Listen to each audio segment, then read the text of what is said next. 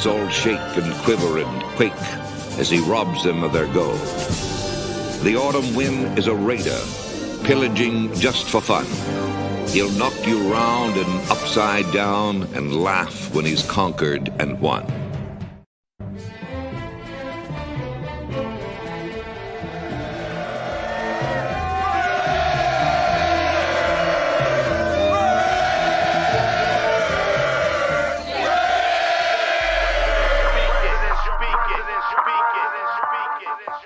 And I approve this message. Oakland Raiders, Oakland Raiders, Oakland Raiders. Just win, baby, win, baby, win, baby. We are the Oakland Raiders, Oakland Raiders, Oakland Raiders. Just win, baby, win, baby, win, baby. Don't need no invitation. We are that Raider Nation. We rock that black and silver. We make them shake and shiver. We make them reconsider. And we still committed. So if you want a piece of this, you can come and get it. Touchdown, touchdown. Let's throw a bomb on first down. Let's throw a bomb on every down. First we score, then we clown. Having fun, look around. Nobody loud as a Raider crowd. Nobody proud as a Raider crowd. NFL, how you like me now? We gon' do this open style. Nothing but action. I'm Bo Jackson, hit the hole. Run you over, goal line. Jumping over, going crazy. Lose your soul, lose your mind in the black hole. Here's the goal, Super Bowl. And everybody here, get the goal.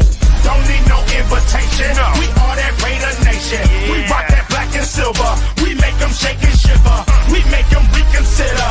And we still committed. So if you want a piece of this, you can come and get it. Oakland Raiders.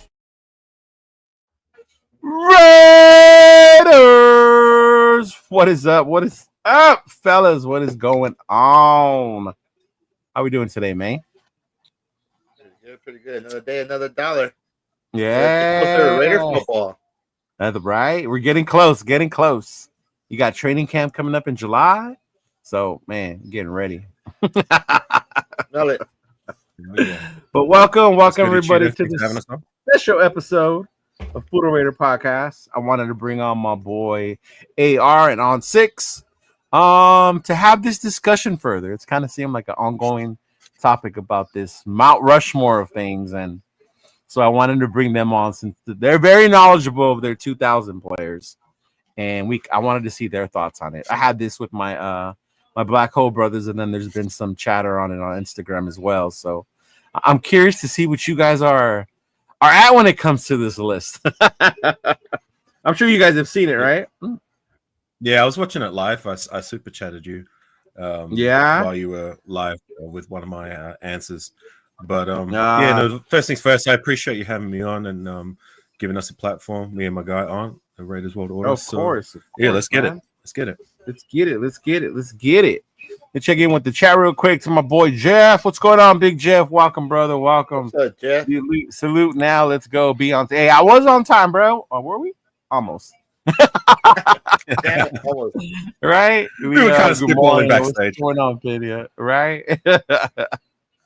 Fuentes, what's going on? LV Raider. LV Gear, what's going on, fam? Appreciate you coming through. Anthony Estrada, what's going on, big dog? Our boy Marcus Banks in the house. What's going on, Marcus? Welcome. So before we start, I want to go over the requirements just so we're clear, okay? I'm going to read them and say what they were. So basically, this Mount Rushmore was done by the Bleacher Report. All right, this is not the one that where Q did his own. This is one that was done by the Bleacher Report, and they did it for all 32 teams. Okay. So basically, it's players who entered the NFL before the year 2000 will be eligible, but only their accomplishments since 2000 were considered. Gotcha. So active players weren't judged based on their future potential either. All right. And players who suited up for multiple teams had their production with each franchise considered separately. For example, the Kansas City Chiefs aren't claiming Darrelle Revis for 6 games in 2017, right? Right. So that was the main criteria as far as it was.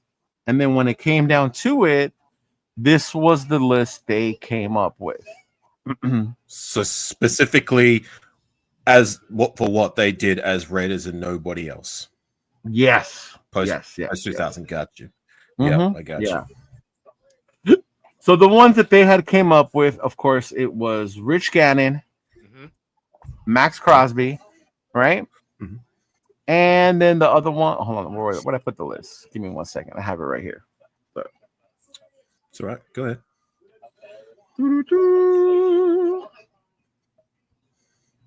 Sure, Charles Woodson would have been one of them. Oh, yeah. Charles Woods is definitely one of them. Yeah, so it's Rich Gannon, Max Crosby, Sebastian Janikowski, and Charles Woodson. Yeah. Okay. So those are the four that they came up with, okay? Now, based on that criteria alone, I agree with Charles Woodson. To me, obviously, no brainer, right? No brainer. No brainer. The Sebastian Janikowski, I like it because he's a well-known Raider, but I think it just bothers me a little bit because, and it's not nothing towards the list, but that's a kicker. Like if our kicker is one of our best players, like, but then it speaks to being a Raider fan, you know, wasn't the greatest of times, but you know. And then of course Rich Gannon. Now Rich Gannon to me was a little interesting because it was 3 years, right? 3 or 4 years that he was like that with us, but he was league MVP, so that was a big difference as well. And then yeah, I guess to me it just so many Raiders popped in my mind that I felt got left out, you know, like Nnamdi, Khalil Mack. Of course I agree with Max. Max to me is my favorite player right now, but I mean I'm curious to hear what your thoughts are on when you hear this list. I do.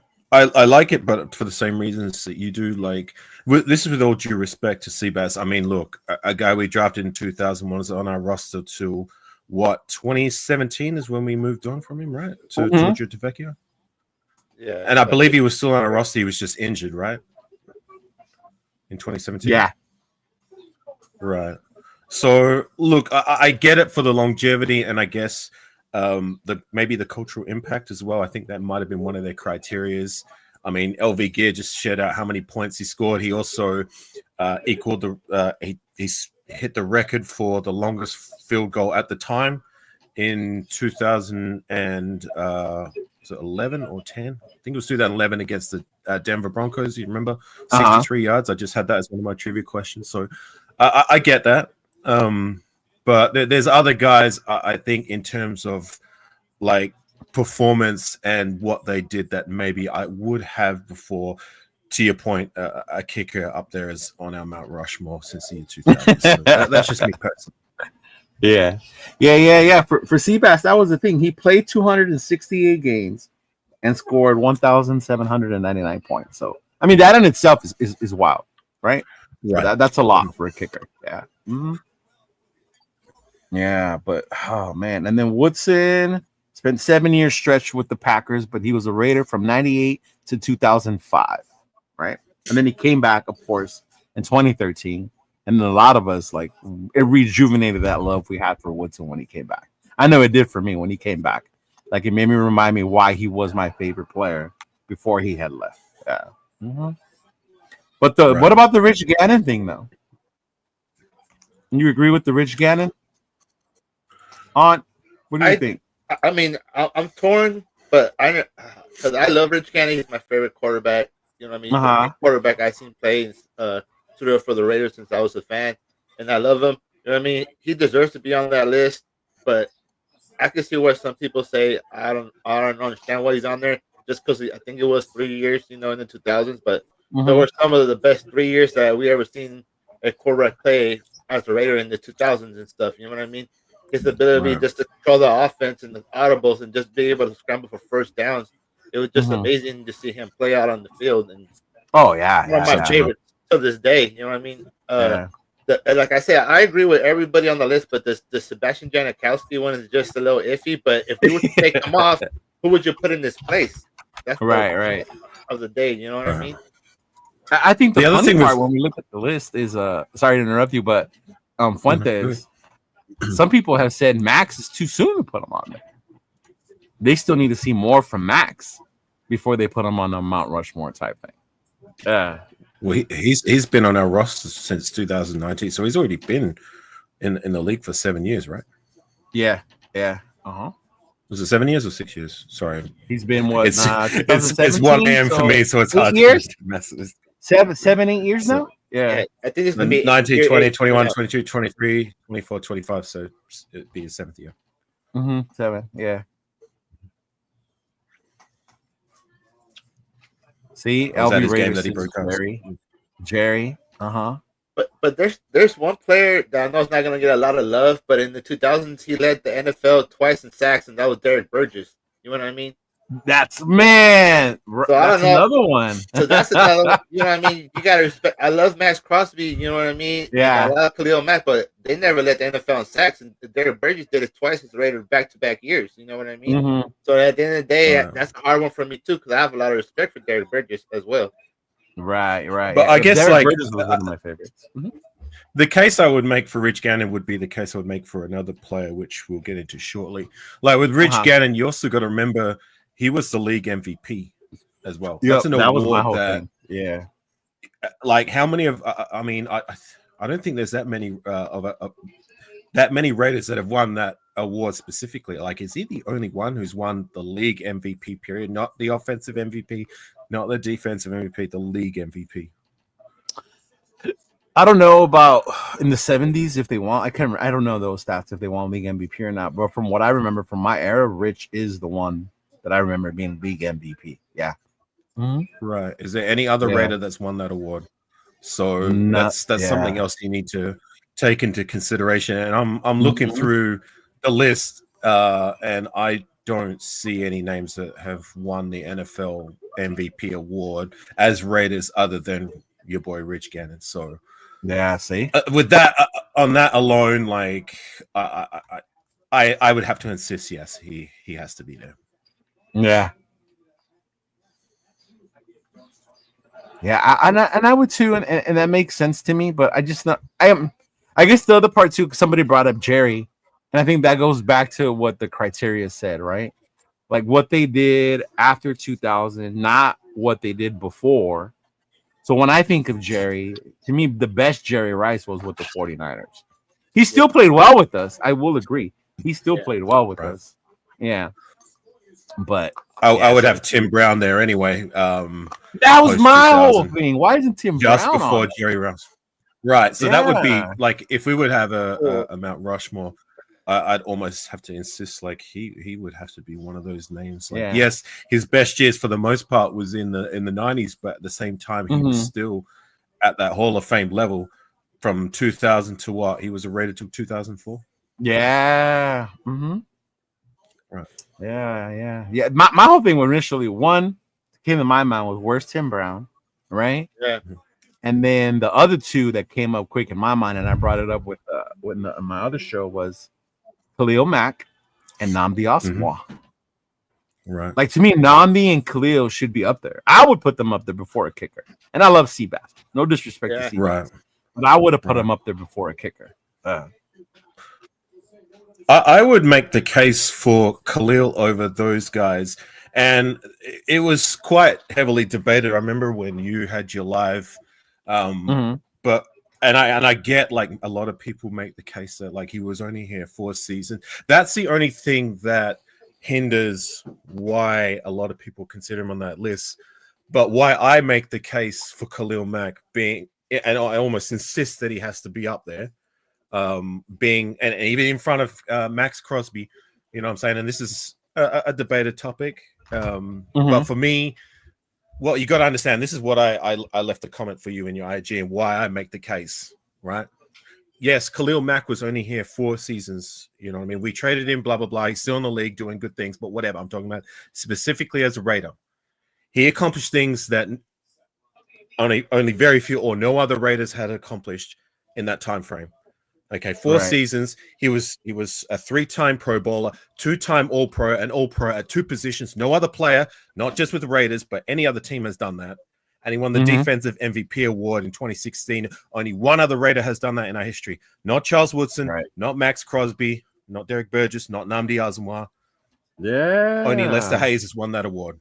So that's why, for me personally, even in that short time frame, I would have to insist he has to be up there for what he was able to accomplish as a Raider. And not just that, like, also, I remember what my eyes saw.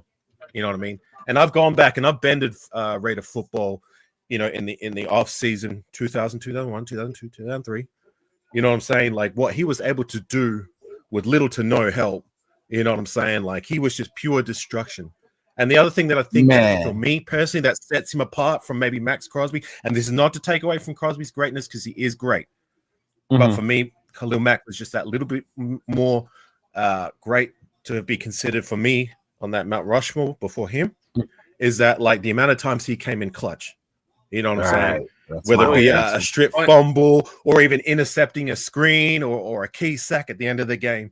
Like Khalil Mack was him, and there's a reason why he won that defensive MVP award over bona fide future first ballot Hall of Famers Aaron Donald and Von Miller. You know what I'm saying? JJ Watt as well. Like in that time frame when he was at his best, he was up there with those elite names when it was being disputed who's the best defensive player in the game. You know what I mean? All the guys he was considered as being one of the best at the time are all future first ballot Hall of Famers. So that's why, for me, I make the case and the strong case for Khalil Mack. Yeah, I would say Khalil Mack needs to be on there for those very reasons. And I love Max too. My biggest critical thing about Max has not been making that next step to be like Khalil Mack was that game disruptor or the game changer at the end of the game. Remember the Carolina when we played Carolina? You know, when he fucking basically won that game for us at the end. Like I'm waiting for Max to do that. I mean, I remember that one game against the Patriots where he got the safety, right? But I need to see more of that from Max. But I mean, I'm not saying he's not. But what about you, On? You think Khalil got snubbed? I think he did, to be honest with you. Just for that point alone, I totally forgot about that. Good thing AR and we're having this show discuss this because that season was unbelievable, man. Just think about it and just think about it. Like it was really unbelievable. And just to think he did it at two positions and just the credit that shows him, you know what I mean? And just the heartbreak. Just thinking the heartbreak I felt too when we traded him away, just heartbreak and just thinking about it, you know what I mean? And then the worst, and then I don't know if you guys remember the first game against they had with the Bears, he went off for like 5 sacks and shit. Yeah, something like that. Yeah. Against the Packers, and then everybody was making fun of us even more. Like you guys just traded him away, he just went off. Oh my god! It just goes to show you the ability and the Hall of Fame talent that fool had, and coming from a small school from Buffalo, you know what I mean? It's just unbelievable. So definitely he needs to be on this list. And another one, like you said, Namdi as well. You know what I mean? One of the premier shutdown corners for years in the league, and nobody threw at him. I think people need to understand that. Oh my god, it was like a whole thing. Yeah, nobody threw at him. I just needed people to understand. He shut down a whole field, the whole side of the field. Year in, year out. The whole side of the field on his side, and it's just crazy and shit that he did that year in year out and shit. You know what I mean? But it's just unbelievable. Damn, those are probably the two snubs that I will put, or even probably Tim Brown over Sebastian Janikowski on this list. Right. And when you talk about the trade, I mean, if you were a Raider fan at the time, you remember what you were doing, where you were at the time when it happened. I mean, I've said this before and I'll say it again. I don't care what they're asking. I don't care how much we had to pay. You do not let generational talent in the peak of their career walk out the door. You keep them by any means necessary. And he is a generational talent. And I don't throw that term out there lightly. You know what I'm saying? Yeah. And for us to trade him away in his prime, it was one of the most unforgivable things that I've been a part of as a Raider fan. But anyways, that's my case for this is We the People. He say you all better put Terrell Pryor on that list. His 92-yard run against the Steelers was a better play than Max Crosby's career. Mind you, I love him. He'd be on my Mount Rushmore of players that like I low-key, high-key loved, who wasn't necessarily the greatest players in terms of, but like as a cult favorite per se. I loved Terrell Pryor. And like if we were to create a list of memorable plays from that era, that would be one of the top ones to me. Was that run that he made against the Steelers? Yeah. That'd be an interesting one. Mount Rushmore moments since the turn of the millennium as a Raider fan. Yeah, but we should try to come up with that. And then Fuentes says there's a lot of players that should be above Max. He's just on the list because the love he has for the Raiders. Ooh, I don't know about if it's just the love he has for the Raiders. Yeah, Jerry's not too high on Max Crosby. He's not. Salute to Jerry. He has his opinion. Much love. Yeah, but we do have one thing that we agree with in common. Yeah. I'm higher than him on Max. Like, I still believe he's done enough to be considered one of the greats, and I appreciate what he's done. Whereas Jerry respectfully does not see what I see. But at the end of the day, like, while Max Crosby is great, I'm not taking away from his greatness and how much I appreciate what he's done for the Raiders. For me, Khalil Mack was just that little bit better. Yeah. And the other thing about Khalil Mack, which I will also bring up that no one else may not know, is that of any Raiders since the PFF era has started or since the turn of the millennium, no other Raider has had a higher grade on overall grade for a season on PFF than Khalil Mack did in his MVP winning season, which was 93 point something. No other player has ever graded that high. Yeah. Like, make of that what you will. You know what I mean? Like, many people dispute what they see and what PFF has to say, but I just thought I'd throw that out there.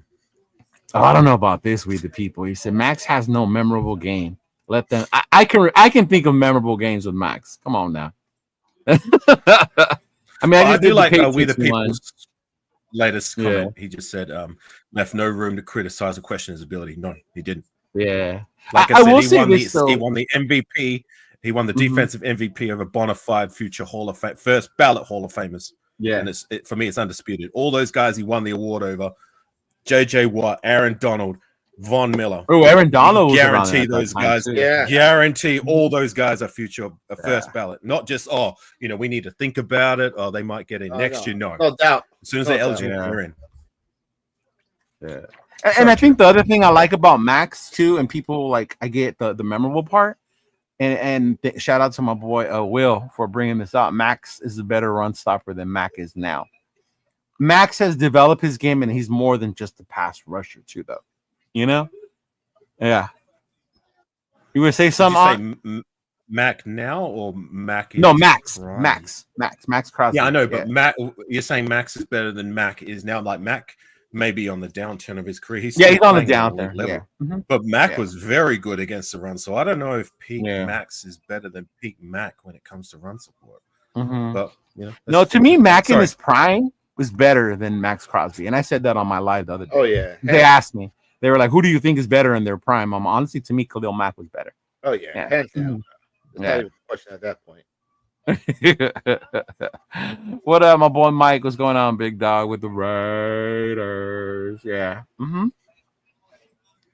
Yeah, but I mean, go ahead. Sorry, I was just going to say, in terms of if you're going to do Mount Rushmore, if you wanted to make it more simple, like, would you have a Mount Rushmore for the offense and the Mount Rushmore for the defense, or would you have them collective? Like, would you have your own Mount Rushmore if you just had considered offense alone and defense alone? I mean, and that was the other part. Like, I think you can have one more for the offense. For the defense, I think we could come up with it quicker. Yeah. Right? Yeah, you could probably come up with one quicker. But we'll probably argue more on the offense than we would for the defense. Yeah. Yeah. Defense for me would be more undisputed and easier to come up with. There'd be some honorable mentions, but like, just real quickly, if I was to do defense alone, I could think of it just like that: Woodson, Mack, Crosby, and Nnamdi. Easy. And Nnamdi, those four. See, that probably would be like, yeah, that's cool.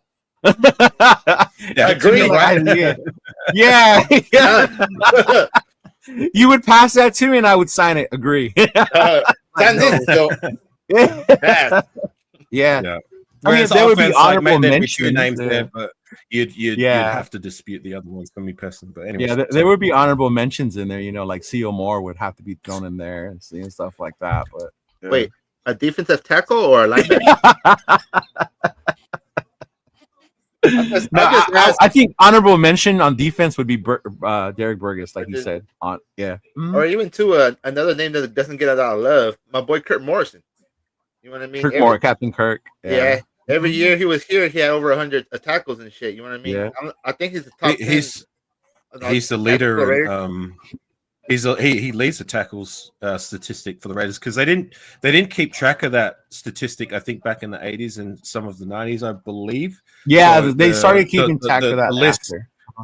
Right. So the list doesn't account for like the Raiders that had been around during the 80s, and maybe there might be some Raiders who had accumulated more tackles in that time frame. But in terms of official statistic, he is the only Raider to garner 500 plus tackles. Ah, yeah, yeah. Well, what about the guy, the jersey you're wearing, Ont? Bill Romanowski? Man, I like Bill, but the same thing, I can't put him up there. You know what I mean? He was towards the end of his career. He was only here for 2 years, and you know. What I mean? That's why I tell people when they tell me about Romanowski. Yeah, it's kind of hard because I love him. You know what I mean? Yeah, I was so excited when he came over here. You know what I mean? But it's just hard for him to put him up there. Like for another one, this is another one that I have nothing but love for. Rod Woodson. You know what I mean? He was part of that. You know what I mean?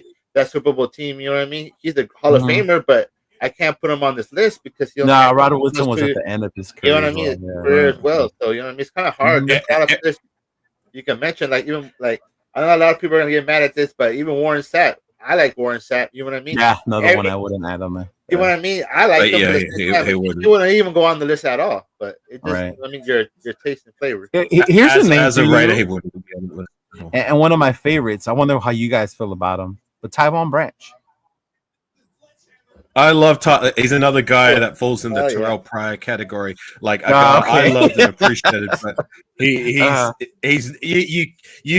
you cannot like have him in consideration with the likes of the guys I just said with Woodson, Mack, Crosby, and Nnamdi. Like those four guys are on that elite level. Branch is a guy I love, but he's not in that category at all. Yeah. No, so I would expect him. And just with Bill Romanowski, if you were to have a Mount Rushmore for players that embody that Raider mentality and attitude, I mean, you could have him up there with the likes of Lyle Alzado. You know what I'm saying? Yeah.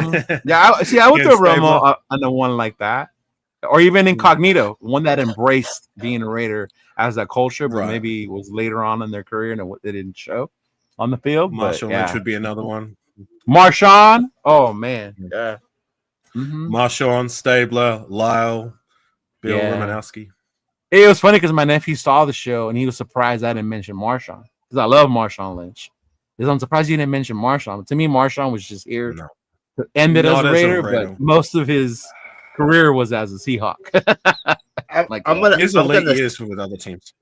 Yeah. I'm gonna say this, and some people are going to get mad, but we should never let go of Latavius Murray for Marshawn Lynch. We should have kept. L Train. No, I agree. Yeah. I agree. Yeah, I agree. You know what? I like Latavius Murray. Yeah, I like Latavius Murray. Yeah.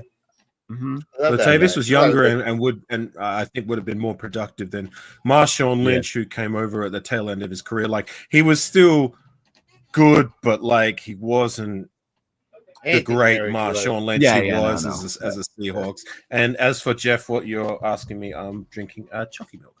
There you go. So Anthony, don't go anywhere. Hang on, we're gonna get to the offense, but I think this is funny. He said trolling Raiders shield more. Antonio Brown, Devontae, and Derek. I'm surprised you put Derek on the trolling Raiders shield more, but we'll see. Yeah, I'd have other names before like the last two. But Antonio Brown would be there for sure. For a trolling one? Yeah. Yeah, my Mount shit more since 2000. It would be Antonio Brown. If you want to throw coaches in there, Josh McDaniels would be in there. A guy I despise, Rolando McClain. I cannot stand that guy. Rolando McClain, man. And Damon Arnett. D'Angelo Hall has to be on there. Come on now. That would be. I'd have Arnett. I'd have Arnett before D'Angelo. Arnett. Okay. Yeah. The D'Angelo Hall one gets me so mad because I remember the first game against the Broncos on Monday Night I was at that game, bro. Yeah. He let a rookie wide receiver by the name of Eddie Royal line him up for like 8 catches and 200-something yards and 2 touchdowns, bro. Yeah. I'm like, holy fuck, what the fuck, dog? Oh my god, I'm so glad we got rid of him after that year, dog. Would you say though, like as bad as he was, it was more detrimental to our Raiders than say a Damon Arnett? No, detrimental was more Arnett and McClain, I think. Yeah. Mm-hmm. Yeah. McLean, like people think about McLean and they're like, "Oh, that hit he put in Amendola, here, fire." And that's it. It's like, yeah, you guys remember how bad he was? Like after, he had one season where he was okay, but not just like his performance on the field. I remember when I was watching him play, they were showing replays about, the holes over here. The running back is running into the hole. What's Rolando McLean doing over there? You know what I'm saying? I remember that on multiple occasions. But also like his attitude off the field. You know what I'm saying? I remember this. If you Google the picture of Rolando McLean getting arrested before practice, he's, got his hands in hand. He's like smiling at the camera. Smiling, laughing. And then a few weeks after that, he gets into a fight with our coaching staff. And then he's being escorted off the field by Tommy Kelly. And he's screaming out, "Oh, I'm not here to be a Raider. I'm only here for the money." Sure enough, we traded him that very week. Now, fuck that guy. I hate Rolando McLean. Cannot stand him. Cannot stand him. Yeah. And there was so much hype on him. Mm-hmm. Right. I got a question for you guys. Yeah. Mount Rushmore of 2000s busts. Woo. Like draft picks or free draft picks. Oh my god, dude, we would need like a whole 2-hour show. Do you want to shoot first, Cheetah? Do you want to shoot first, Cheetah? I can give you my 4 names real quick. Four names real quick for the 2000s. Man. Rolando McLean, Alex Leatherwood, Damon Arnett, and the fourth one. God,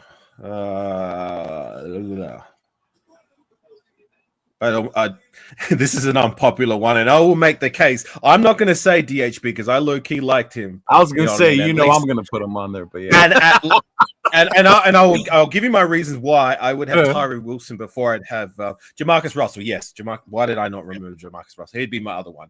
But I would, if there was to be an honorable mention, I would say Tyree before I'd say DHB, and I'll give you my reasons. Tyree already? Not Tyree. Sorry, Tyree you consider it, but like so far, but he still has a chance. I'm thinking of Cleve Farrell. Sorry, Cleve Farrell. I'd have Cleve Farrell before I'd have DHB, and I'll give you my reasons why. DHB was disappointing, especially his rookie season. Very underwhelming, right? Year 2, he took a slight step up, but he still was disappointing. And I by no means think that he even came close to being that number one that you draft or you're looking to draft in the top 10 of the NFL draft. You know what I mean? We passed up on Crabtree at the time, would eventually come and be a Raider. However, in his final 2 seasons with us, he had like 1,700 yards or something like that. Quite a few touchdowns. He had almost 1,000 receiving yards year 3. He was actually quite good. Okay. Like, was he a number one? No. Was he a good, solid number 2? Yes. And he started for us, right? He solidified that starting role as a solid number 2 because he was that. And I will take a starter over the likes of Cleve Farrell, who was a rotational guy we picked at number 3 and still is a rotational guy. So that would be the case I would make for, say, having a guy like Cleve than I would for DHB. Was DHB good enough as to warrant being drafted and taking that early? No, absolutely not. No, but at least he would eventually, year 3 and year 4, be a solid starter, which is a hell of a lot more I can say than a lot of these other cats that we drafted in round 1 by the time they're year 3 and year 4 hit. Right. That's just my opinion. For mine, obviously number 1 is Jamarcus Russell. That's the number 1 bust. Yeah. Number 2 would have to be Robert Gallery as well. And I get he played for years, for seasons, but being drafted where he was, who else we could have had, it wasn't the right choice, right? To me, we could have had so much better or more from him. The other one, Cleve, but with Cleve Farrell, I don't blame him so much. I blame Gruden more because Cleve had no business being picked at that spot. You know, when they took him, it was like, oh, here we go. Like, this is what Gruden does, you know. Look at what he did with Arnett and things of that nature. It would definitely be Cleve. And then I want to say Tyree, but it's too soon. It's just more of my frustration with Tyree Wilson, but it's too soon, right? But as far as going to go with let me see. The fourth one would be tough because I have so many. But I think one of the ones that really frustrated me was Arnett. Arnett just has to go up there for me when it goes to that. Yeah. So you would have Gallery up there over the likes of Leatherwood because I mean the same case I made. Leatherwood, you could make he was number 2 pick, you know. Right, I get that, and look, like you can say the same case for Robert Gallery. Was he worth that number 2 pick? Absolutely not. And was he good at left tackle? No, he was not. But this is a guy who was on our roster for a substantial amount of time. He started at guard, and he was actually a decent enough guard. Was he good? No, but I will take that as a number 2 pick. I mean, how long was he a Raider for? He was a Raider till I started being a fan, which was he was Raider for a while. Yeah, and I get that part, but to me, it's like, you know, it's the value we got, and you were picked number 2. That's why I call it a bust.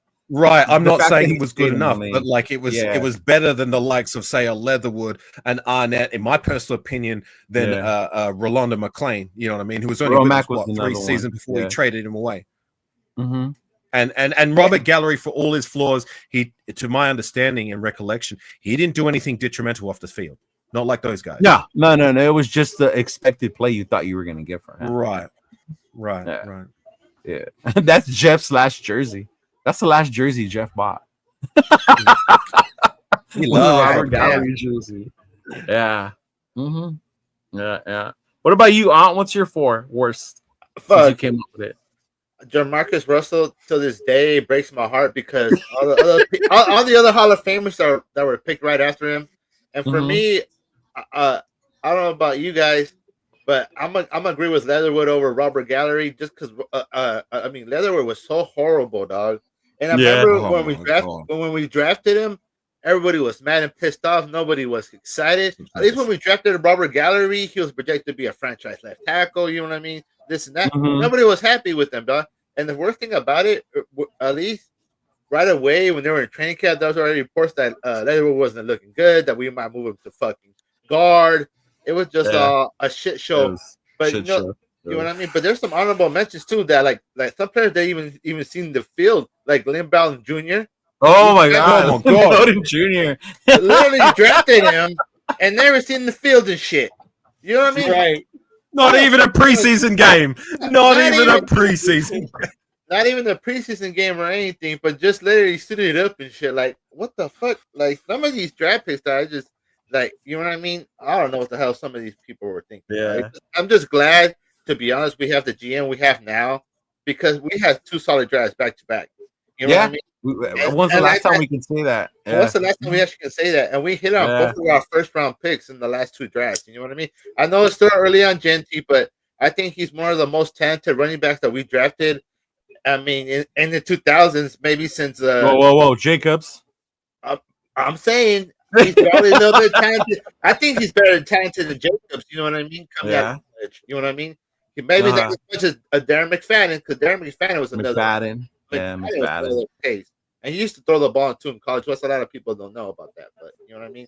Yeah, they ran the Wildcat in Arkansas. Yeah, so that was crazy too. So it just makes you think. But man, just a lot of busts that I'm glad that they're gone and just they're all in the past now. It's all in the past. Right. Man, the crazy part is that we could have a whole show on, like, even somebody mentioned Wilkins, right? We could do one on bad drafts. We can do one on worst free agent pickups. How about this one? How about Javon Walker? Do you guys remember Javon Walker? Javon Walker, right? All that money we gave him from the Packers, it didn't do shit. Oh my god. Antonio Brown, number 1. Antonio Brown. I can't stand that. If I ever see that guy, I'm slapping him in the face. That's him and Josh McDaniels, dog. I can't stand that fool, dog. All these people. Another show we can do. Worst coaching hire. Well, he'd be like I said, he's on my Mount Rushmore, Mount Shitmore period. Like, if you were to include coaches, I would have to insist Josh McDaniels would have to be up there with the likes of Arnett and friggin' Rolando McClain and Antonio Brown for the fact that, like, what he did in that 1.5 season stint that he was with us is still a whole. We're here we are still trying to dig ourselves out. You know what I'm saying? Right. We went from a playoff team in 2021 to here we are 2025 still trying to dig our way out. Let that sink in. True. Oh yeah, I forgot about Koofman from my buddy Jeff. Koofman. Well, Koofman would be someone you would consider if you were to include the 90s. He only had one season in the 2000s. Yeah, but like that guy was.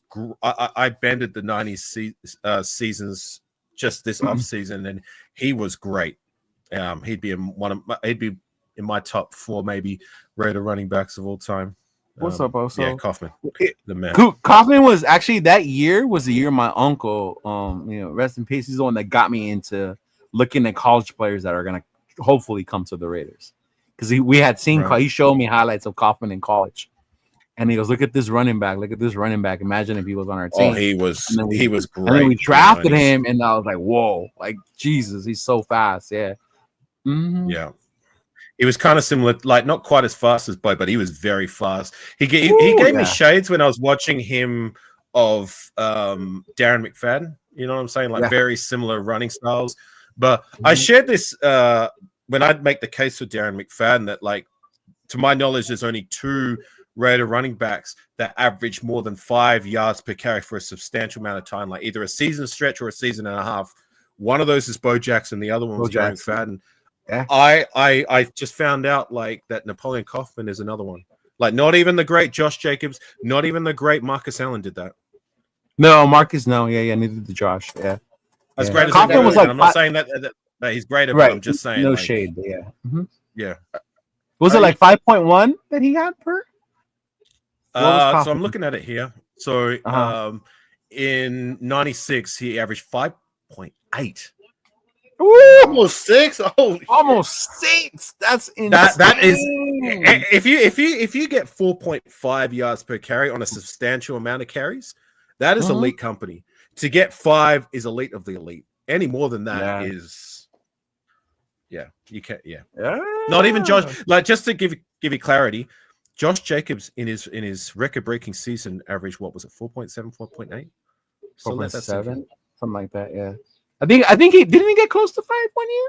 I think, but that's what I'm saying. Like he didn't even. No, he never had a season.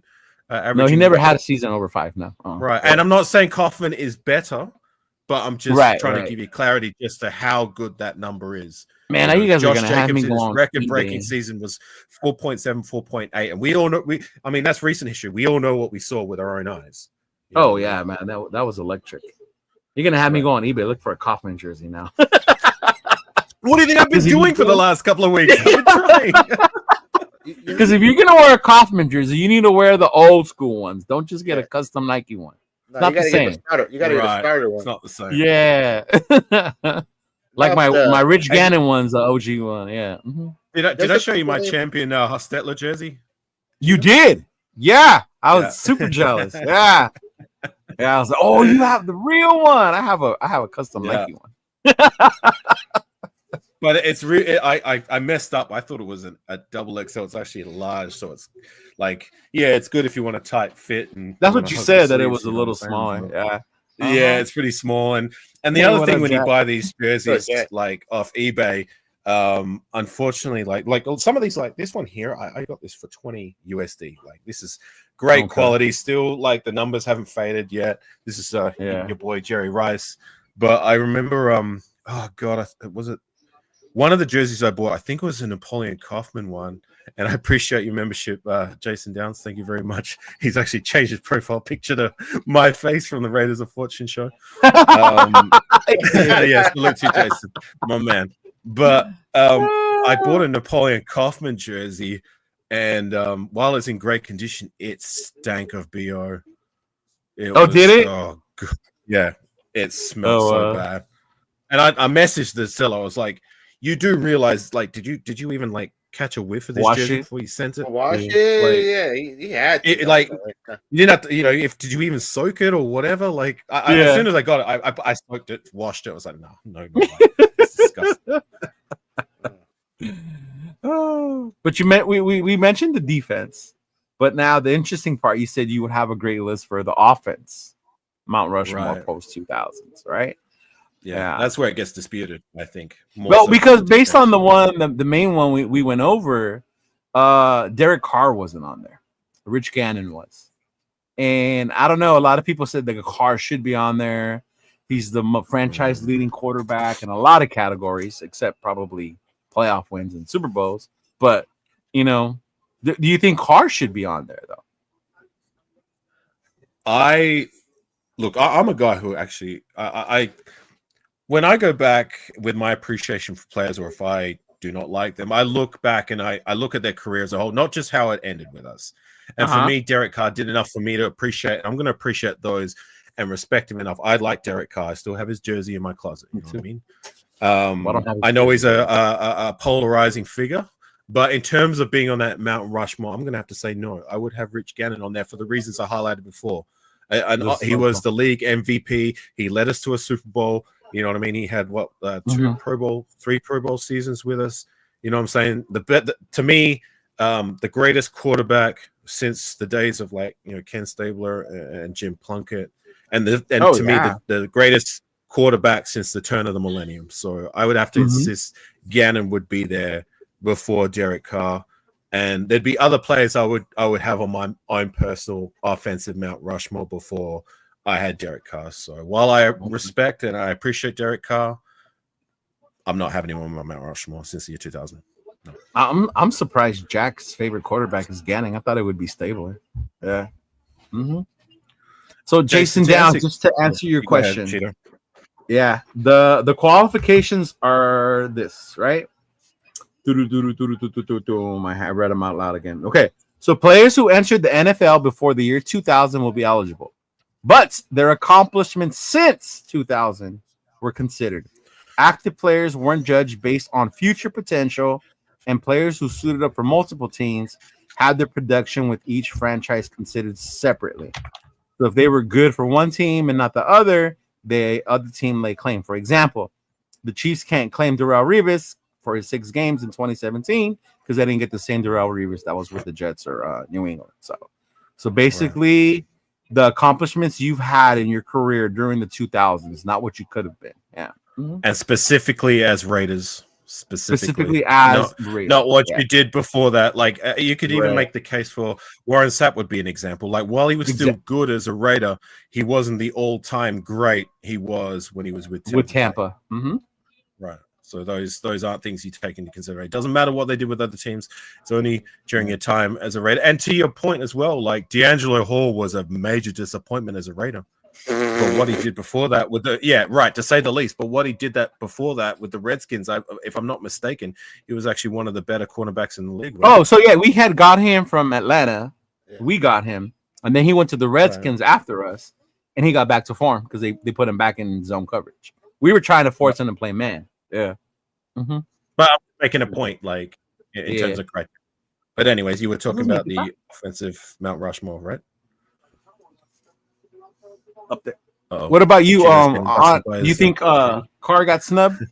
No, at the end of the day, I love Carr. I still love him to this day. I respect his game, but he never be on the Rich Gannon level just because he was never able to take this team to the promised land as Rich Gannon did. Okay. At the end of the day, we judged these teams about winning championships and winning MVPs. Derek Carr probably could have done it that year that Donald Penn let that sack and he broke his ankle or whatever. 2016. That would have been the team. I think that would have been the closest chance because we were on fire and that team was rolling. But at the end of the day, it was some buts. But at the end of the day, I will put him at number 2. If there was a number 2 spot, that would be. But to me, there's nobody in the 2000s that at our quarterback position. To this day, we're still trying to find another fucking Rich Gannon. You know what I mean? It just goes to show you, we're not trying to find another Derek Carr. We're trying to find another Rich Gannon. So that's the end of the day. That's for real. Huh? We always say the next Rich. That's true. That's a good point.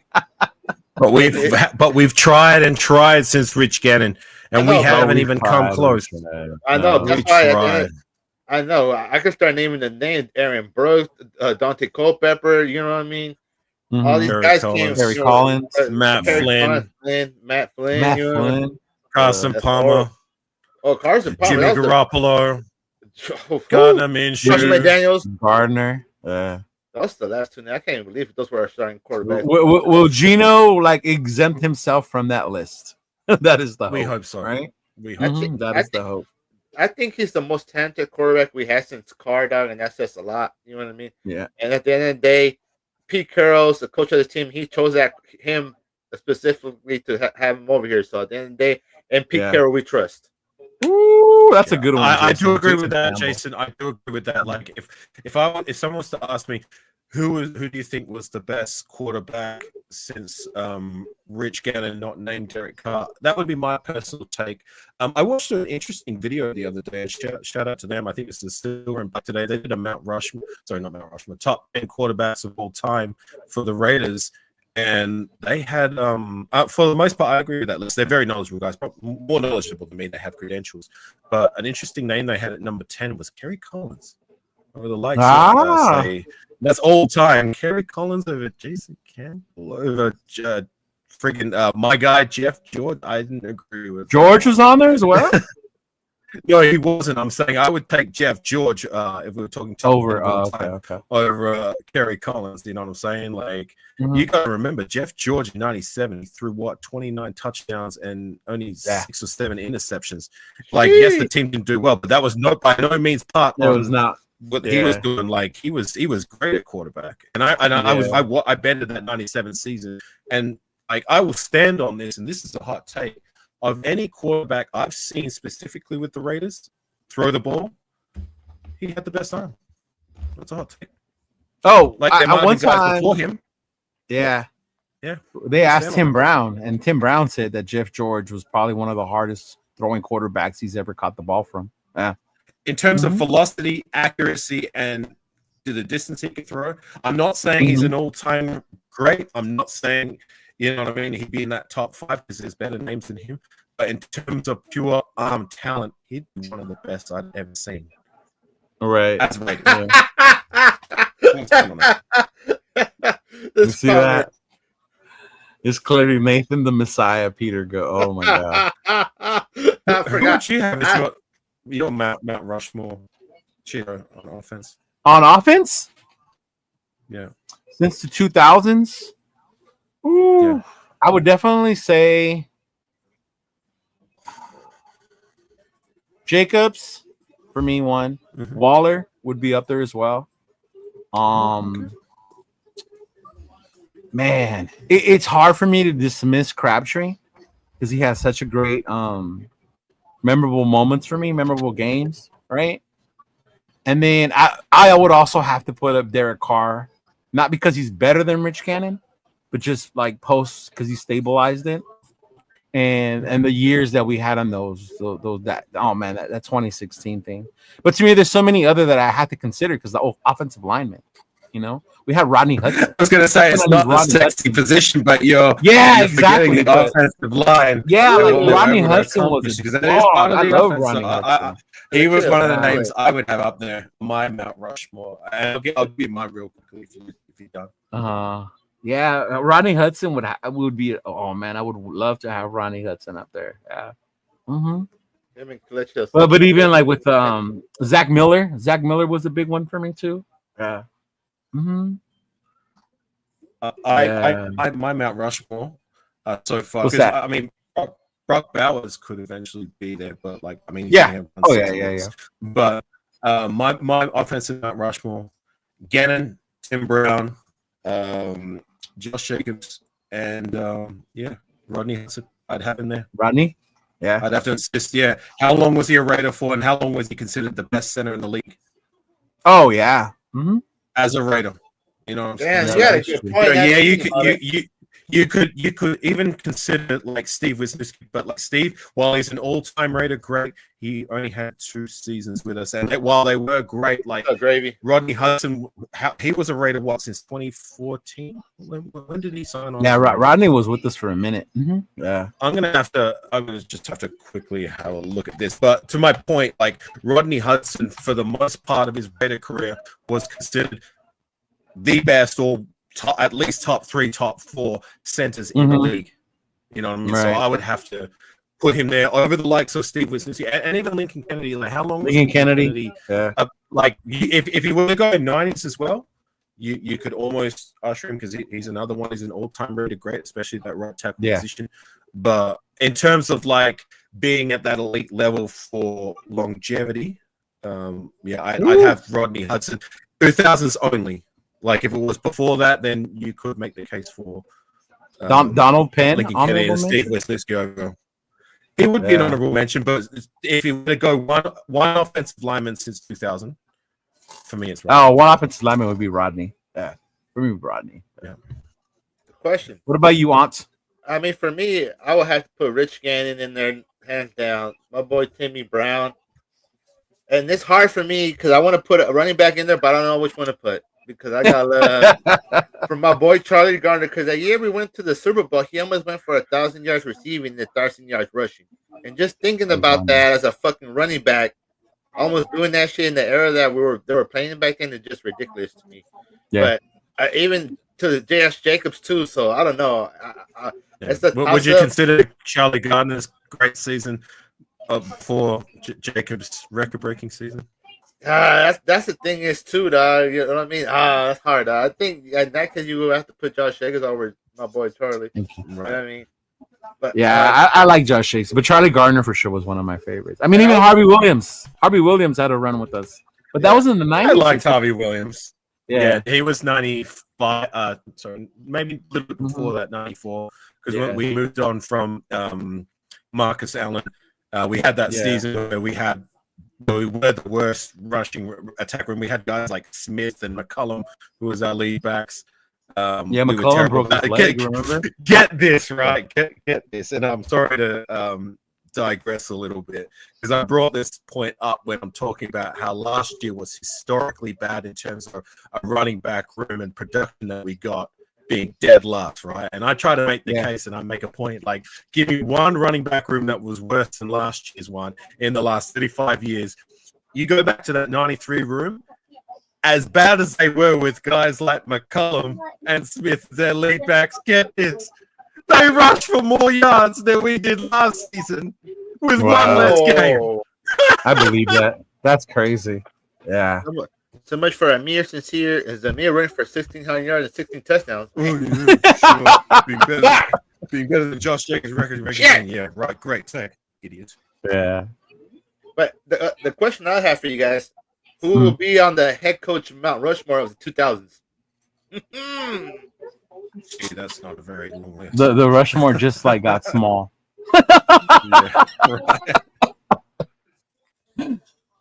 Coaches? Oh my God.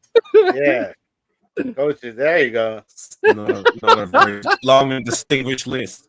I'm just asking. That's why I was asking the list. If you want to say one or two names, go ahead. But I just want to know who you the mountain's like, man, I don't know if we should be up here. It's like a tiny little hill. Yeah, it's like a hill. Rushmore, they're gonna get their names on plaques and just hang on the wall. There you go. Right. There you go. They got a placard on the wall. Oh yeah, that's it. Oh, he said Tom. Jason said Tom Cable. Oh wow. You know, I would throw one in there, and it wasn't his fault because Al was still around and he ran most of the team. But I liked Hugh Jackson. I like Hugh Jackson and what he did with our offense and what he did with the players that we had. Yeah.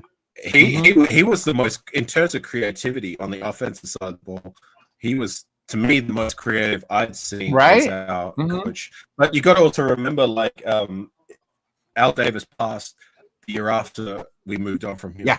So would he have been retained if Al Davis was still around? You know, we'll never know. R.I.P. Al. But, you know, I like Hugh's creativity, to say the least. I love Hugh's creativity. There were some key plays. I remember that he made some key blunders towards the end of that 2011 season. Cost us a playoff berth. Once, two specifically happened in that Lions game where we went instead of going for a field goal towards the end of the half in the first half, we went for it on 4th and 8 or something like that. And I remember it was Carson Palmer. He tried to throw it to Darius Moore. It was incomplete. And to my recollection, that would bite us in the butt because when the Lions scored that game-winning touchdown, which is another blunder, they had Rolando McClain marking up on Calvin friggin' Johnson one-on-one over the middle. That was ridiculous. The game, that game-winning score would put them up by 2 points, which we would have, if we'd have kicked that field goal at the end of the half, we would have won the game. Yep. No. Because if we'd have won that game, we would have won enough to make the playoffs. But anyways, that's. And then we had that last game against the Chargers, and then that was a blunder too. Yeah. We completely shut the bed, but that Lions game, I remember that Lions game was rough. We had them dead to rights, but those two key blunders cost us dearly. Yeah, no, Jason. No one said he was fired before Davis died. No, he was the coach when Davis was still around. No, he was. Yeah. Remember the Houston Texans game? I remember the Houston Texans game. Yeah, was when Al Davis passed away, and Jackson was on one knee crying because he was still out. That was that emotional game, man. I was crying too. Shoot, I was too. Yeah, I'm not gonna lie, I was. Yeah. Mm-hmm. Yeah. Oh man. He fought him after. Who'd you say was your Mount Rushmore? Luke Gesty for his amazing play calling, having our right tackle played wide receiver in the. You know what I mean? Great offensive call. Great offensive call right there. I'm glad we have him. Fuck that. Is that a fact? Is my mic a bit choppy? Yeah, it's a little bit. It's a little choppy. I think it's your internet a little bit. If it was a Mount Shipmore, then there would be a ton of head coaches, starting with McChicken. That's right, Jack. And number 2 would be Jack Kent on that list. I just play Queen. What's going on? Welcome, bro. I'm just playing. Go Dodgers. Man, the one that would be the coaches, I would have to put Hugh, Jack Del Rio. Even though at the end he fucked up picking the wrong coordinators. Yeah. The one I struggle on, maybe you will agree with me, is Gruden 2.0. Yeah. I wasn't a big fan of it. Me either. The second time around. Me either, but he gets it incomplete because he got fired. That shit was fucking rough. That whole season was just, and the thing is, we were doing pretty good, and then they just collapsed, dog. And it's just sad because I would have loved to see what that team could have done together if it would have just stayed. Yeah, together. McDaniels broke that team up. Yeah. McDaniels is the moron. The worst thing that ever happened to this team. That's why I can't wait for week 1 when we play the Patriots because he's off in the corner. Ooh, Lordy Lord.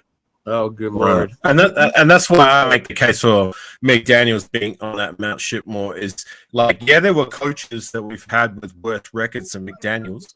Antonio Pierce being one of them. You know what I'm saying? Mm-hmm. In terms of like what he took over and what he did with the team. Dennis Allen is another one. Some people will say Dennis Allen over McDaniels, but you got to remember, Dennis Allen took over the team in a very bad situation. We were in the worst salary cap situation we'd ever been in our history.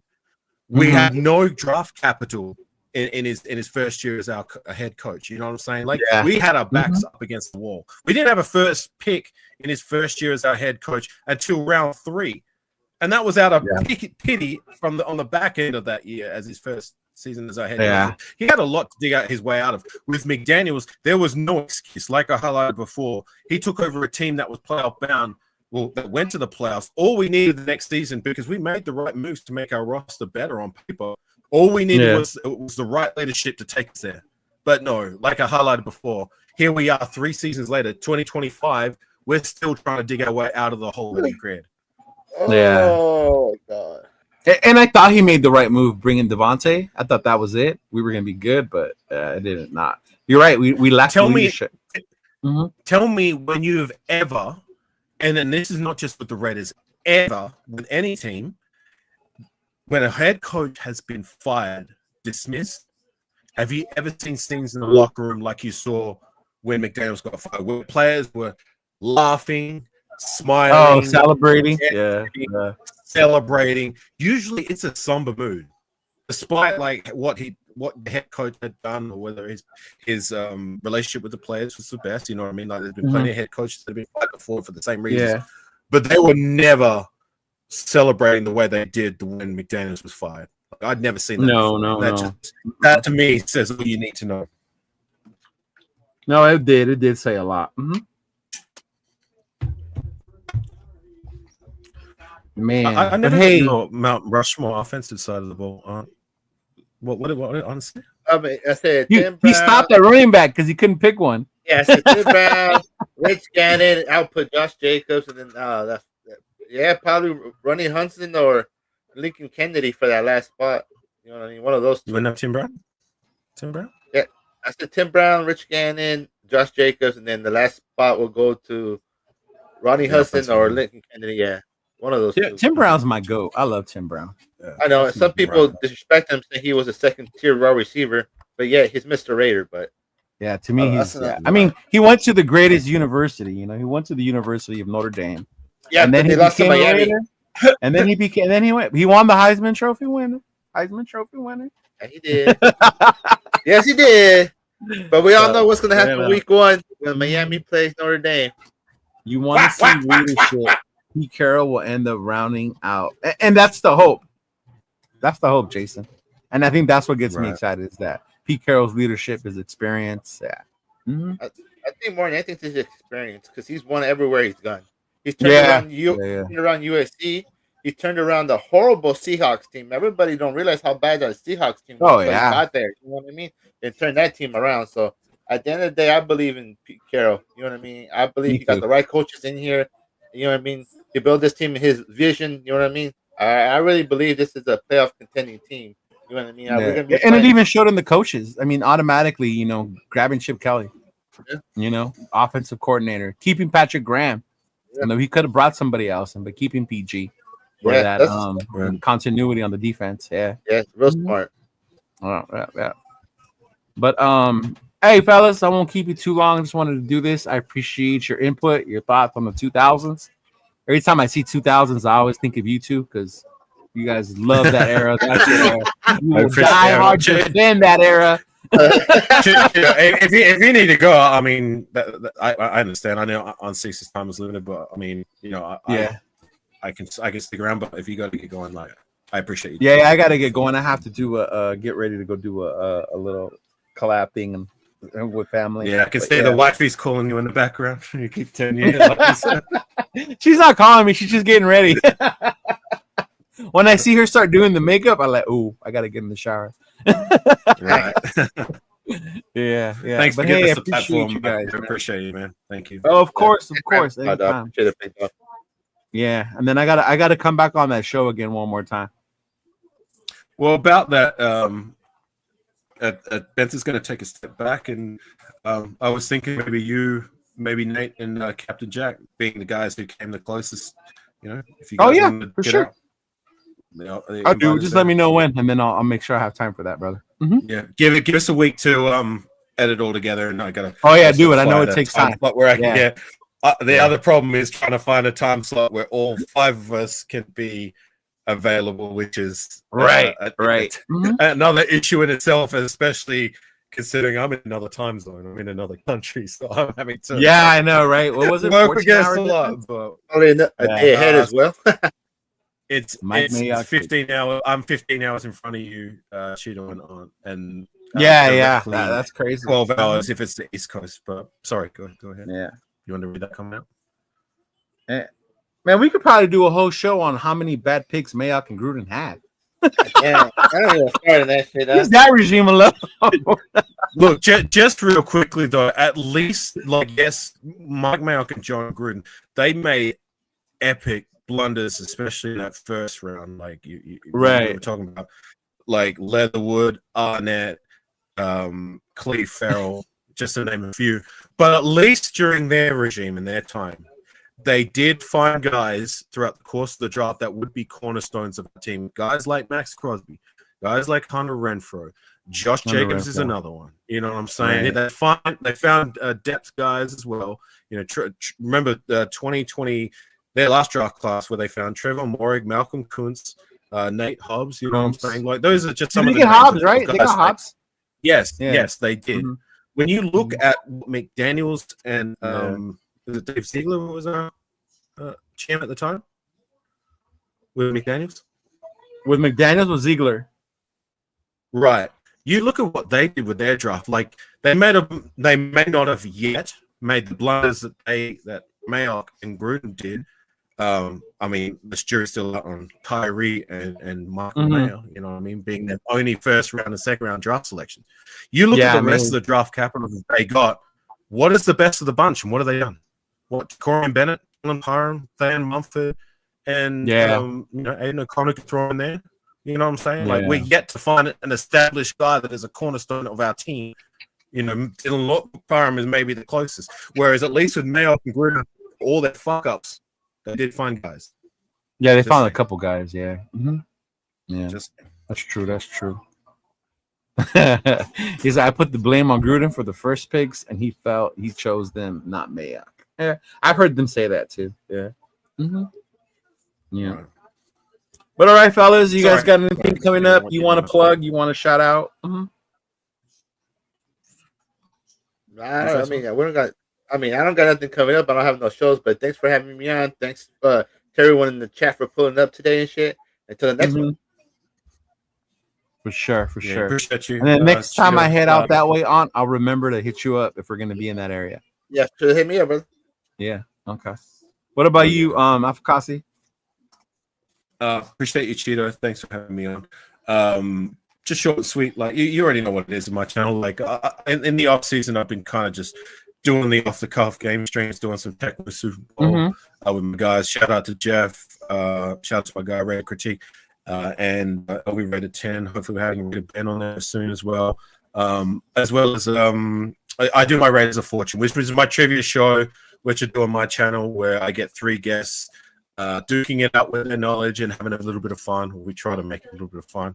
The last episode was a little shaky to say the least, but that's what I got going on. So hopefully sometime within the next week, I can have your boy Cheeto competing again, who was actually a 2-time champion.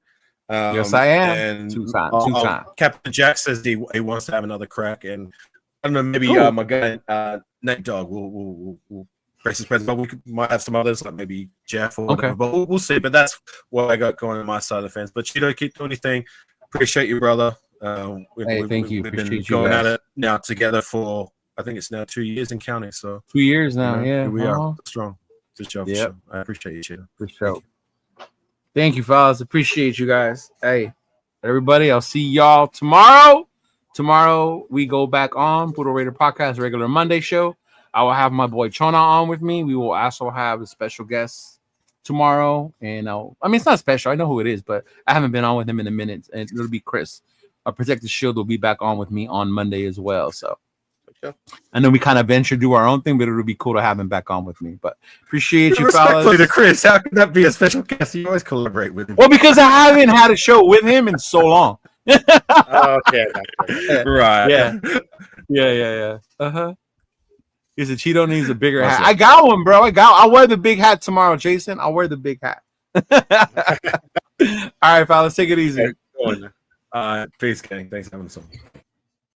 Just win, baby.